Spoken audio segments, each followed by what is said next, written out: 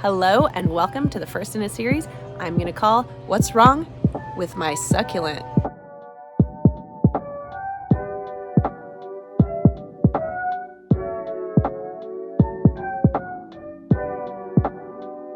If you follow me on TikTok, you may have seen some videos similar to this, but I figure with YouTube, we can take a little bit more time to go a little bit more in depth about succulents and succulent care and how to get the most out of your succulents.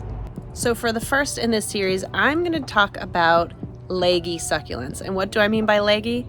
Look how long and stretched this succulent is. This is a ghosty. I believe it's also called a Graptopalatum paraguayans. I am not a botanist, so apologies for completely ruining that pronunciation. But this succulent has grown very, very long. You can see it started as a cutting and it just grew and grew and grew and grew. And you know, some people like this, but this is not supposed to be a trailing succulent. It's really supposed to be a little bit tighter and smaller and not stretched out and leggy like this. So if you're finding that your succulents are looking like this, simple answer, they are not getting enough light. They are stretching in the hopes that they can find some more light. You know, it makes sense if a plant is planted behind a bush, another plant, behind a rock, somewhere where it's not getting that much light, it's going to stretch to try and find sunlight. Succulents love bright light. Not always direct light, they can get sunburn, but bright, at least indirect light. You can put succulents in direct sunlight, but you have to kind of ease them into that. If I moved this plant into bright, direct sunshine, it will get sunburned, all the leaves will turn black and shrivel up, and that won't be good. But you can kind of ease a plant into bright sunshine. These ghosties in particular, when they're not getting a lot of bright sunlight, they turn this kind of pale green color and they stretch really, really long. I'll show you another example of the same plant that is getting a lot of direct sunshine.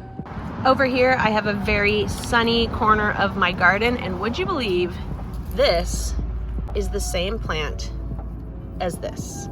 These are also ghosties, but you'll notice the leaves are much tighter and they're much closer together. There's no long stretching. It's not like a trailing plant. It's more like the classic succulent rosette. And also notice the color. It is almost, you know, orangey yellow, and that is because these sit in direct sunshine for several hours a day. Same plant, different location. So this poor ghosty was in a different part of my yard that was very shaded, never got any direct sunshine, and even the indirect light was not that bright.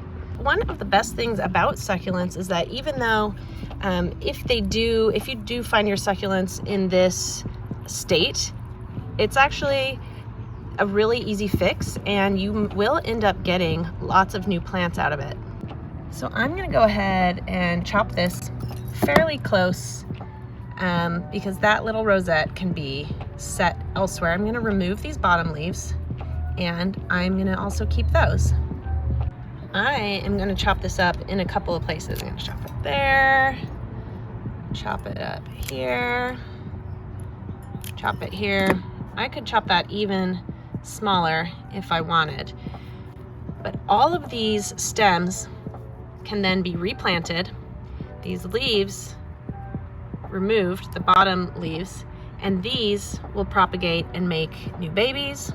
These will propagate and make tons of new babies. I'll show you some examples of what they will eventually turn into. So when you remove a succulent leaf like this and you get the entire leaf, it will start to grow a little baby plant from the bottom here. I'll show you. Here's a tray of leaves that I've set aside. This is another ghosty. Now look at that. This is in bright, indirect light. It's dry. And I've just set these aside because I don't have room to plant them, but they will start to grow little pups. If you have the room and the time, you could plant those leaves directly on soil like this and they will start to root and grow babies. much like these. These are the same type of plants. You'll see there's where the leaf came from. You never detach the leaf before it's ready. It will eventually dry up, and you can see there's some dead leaves there. It will eventually dry up and fall off on its own, but those leaves provide all the kind of water and nutrients that these new baby plants have until they're ready and they have their own roots, and then the leaf will just eventually dry up and fall off. And then you may be wondering why I kept the stems. Well, the stems can also equally be put into soil like this, and they will start to grow baby plants out of the stems. I like to call this my garden of the dead. They really look like dead plants, but they will start to grow off and shoot off new baby plants. These are not the exact same type of plants, but you get the idea. This is the same method for growing new pups.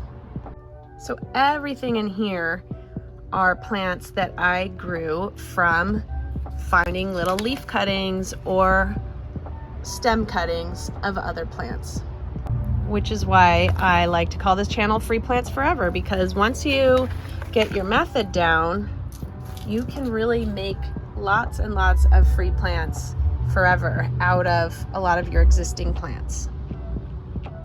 Here's another good example of Garden of the Dead. It's not pretty, but look at all those plants that are growing out of those dead stems. So eventually what I will be able to do is pull off these pups from this stem and plant them up as their own separate plants. There you go. You see that can be taken from there. All of these are growing new baby plants out of these stems that pretty much were headed for the compost pile. So here's what I'm left with after that plant. I will plant all of these stems. I might keep some of the leaves on there, might not need to. Like this one, I didn't keep any leaves on there. There were no leaves on there. I will just plant that straight up. These leaves I will set aside. They'll start to sprout roots and new little buds. And then this little rosette, I'll just plant that up, possibly in a pot. It looks great. So hopefully that's been helpful on your free plant journey and your plant parent journey. Succulents, some people say they're tricky. You know, my advice is always bright light, not that much water, and feel free to chop them up. They're really resilient once you get the hang of it. Thank you so much for watching. I plan on doing a bunch more of this series. We always appreciate it when you subscribe and check out our other social channels. And best of luck with your succulents and your free plants. Thanks for watching.